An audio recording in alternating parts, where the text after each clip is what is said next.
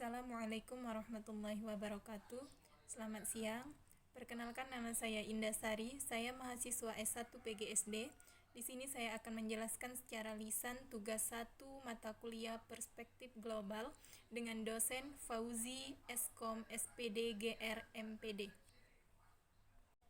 Soal pertama, globalisasi ditandai dengan era masyarakat terbuka, terutama terbuka dalam bidang ekonomi dengan pasar bebasnya, dan dalam bidang politik dengan adanya masyarakat yang demokratis. Berdasarkan ciri tersebut, menurut Anda, apakah Indonesia sudah siap memasuki masyarakat yang terbuka seperti yang dimaksud? Jelaskan. Menurut pendapat saya, bangsa Indonesia sangat siap memasuki era masyarakat terbuka tersebut, karena dari kedua ciri di atas sudah dimiliki dan dilakukan oleh bangsa Indonesia. Ciri yang pertama, bangsa Indonesia sudah menjalin hubungan dengan negara lain dalam bidang ekonomi. Hal ini ditandai dengan adanya APEC dan AFTA yang semuanya menjurus pada perdagangan bebas. Kerjasama ekonomi antar negara, terutama dalam negara sekawasan, merupakan langkah strategis dan progresif dalam proses mempersiapkan diri menjadi partisipan yang handal di era global. Melalui kerjasama seperti ini, bangsa Indonesia belajar untuk membuka pasar dan meningkatkan sarana dan prasarananya. Pembukaan pasar ini diperlukan untuk menciptakan iklim investasi yang sehat serta didukung oleh penurunan tarif dan bea masuk untuk memudahkan masuknya barang, jasa, modal, dan teknologi. Selain itu juga dibutuhkan kemantapan sistem legal yang didukung oleh instansi terkait dalam mengimplementasikan semua kebijakan dan peraturan yang sudah dikeluarkan oleh pemerintah. Keberhasilan kerjasama ini perlu didukung oleh adanya persamaan visi dan tujuan, penciptaan sistem dan prosedur penunjang, serta kebijakan ekonomi yang mendukung perdagangan bebas.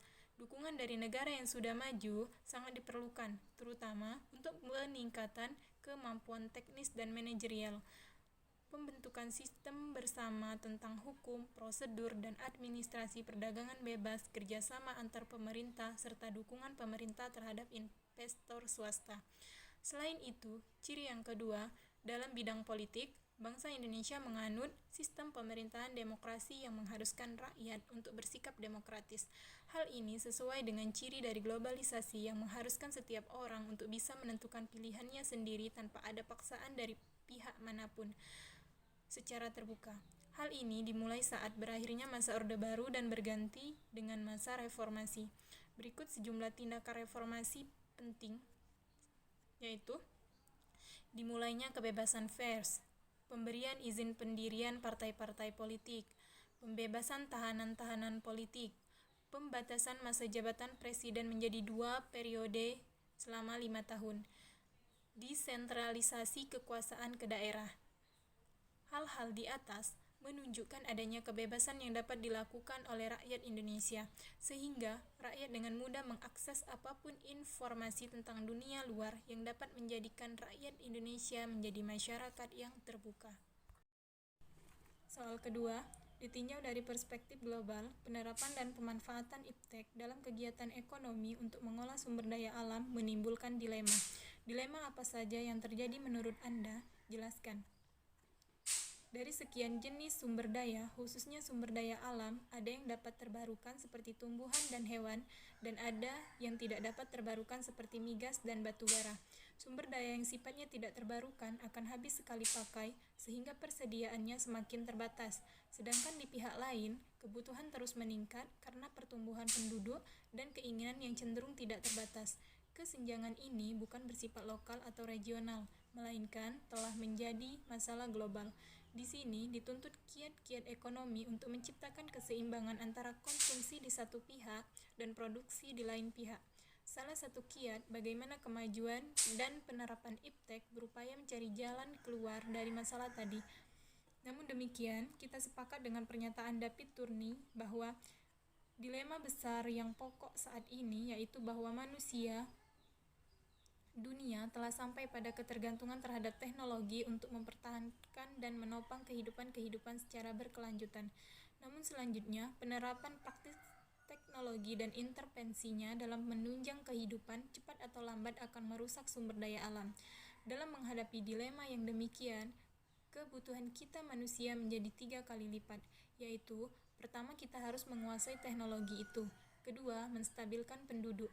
Dan ketiga, mengembangkan tatanan sosial yang mampu hidup produktif dan sejahtera secara terpadu dalam ekosistem yang seimbang. Pernyataan HSD Cole bahwa kenyataan menunjukkan bahwa bukan hanya pencemaran udara oleh debu, pencemaran oleh zat kimia, pencemaran suara, pencemaran air dan tanah semata-mata, melainkan yang lebih penting adalah pencemaran moral.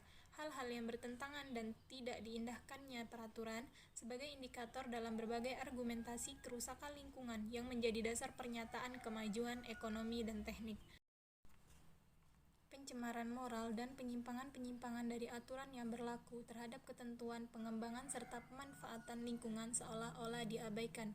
Oleh karena itu, HSD Cole mengemukakan kesinambungan renaissance, rasionalisme, kapitalisme, dan pemujaan serta penyanjungan ilmu itu boleh saja. Namun dewasa ini, keadaan yang demikian telah tercapai. Apakah yang harus kita lakukan selanjutnya? Cobalah hidupkan kembali kearifan dan kecintaan terhadap keindahan pada diri masing-masing serta di sekitar kita. Hanyalah revolusi moral, bukan revolusi sosial atau revolusi politik atau juga teknik. Hanyalah revolusi moral yang dapat membimbing manusia kembali kepada kebenaran yang selama ini telah menghilang.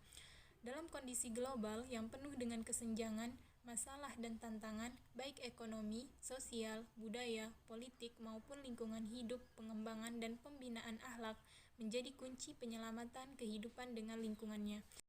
Soal ketiga, saling ketergantungan antar negara dan antar bangsa dalam berbagai aspek kehidupan berkat keberhasilan serta perkembangan manusia. Coba jelaskan contoh-contoh yang nyata yang terjadi. Contoh-contoh nyata yang mencerminkan sikap saling ketergantungan antar negara dan antar bangsa dalam berbagai aspek antara lain: 1. Adanya bentuk-bentuk kerjasama antar negara lainnya dalam bidang ekonomi, seperti AFTA, APEC di kawasan Asia, NAFTA di Amerika bagian utara, dan EAC di Eropa. Selain kerjasama regional, terdapat pula kerjasama dunia seperti WTO. Yang kedua, adanya kegiatan ekspor dan impor sumber daya alam antar negara dan antar bangsa, seperti ekspor udang yang dilakukan oleh negara Indonesia kepada negara Jepang. Hal itu terjadi karena negara Indonesia memiliki perairan yang luas dan kaya akan hasil laut.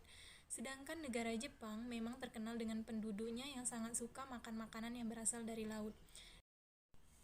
3.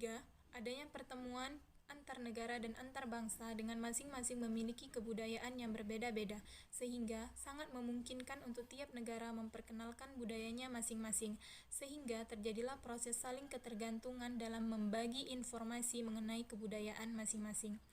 4. Hubungan Indonesia dengan Arab Saudi. Dalam kerjasama Indonesia dengan Arab Saudi, utamanya memang berkenaan dengan ibadah haji dan umroh. Namun, banyak terjadi kerjasama bilateral antara Indonesia dan Arab Saudi di bidang lainnya, misalnya yaitu pada bidang pendidikan. Banyak terjadi pertukaran pelajar antara kedua negara ini. Indonesia dan Arab Saudi juga banyak bekerja sama di bidang pemberantasan radikalisme dan terorisme. Bahaya radikalisme dan terorisme perlu untuk diberantas agar perdamaian dunia dapat terwujud. 5. Hubungan Indonesia dengan Inggris. Pada bidang pendidikan, yaitu dengan banyaknya pertukaran pelajar di antara kedua negara ini, pada bidang ekonomi, Inggris dan Indonesia banyak memiliki kegiatan ekspor dan impor. Selain itu, terjadi pula investasi dari negara Inggris untuk Indonesia. 6. Hubungan multilateral Indonesia dalam Perserikatan Bangsa-Bangsa.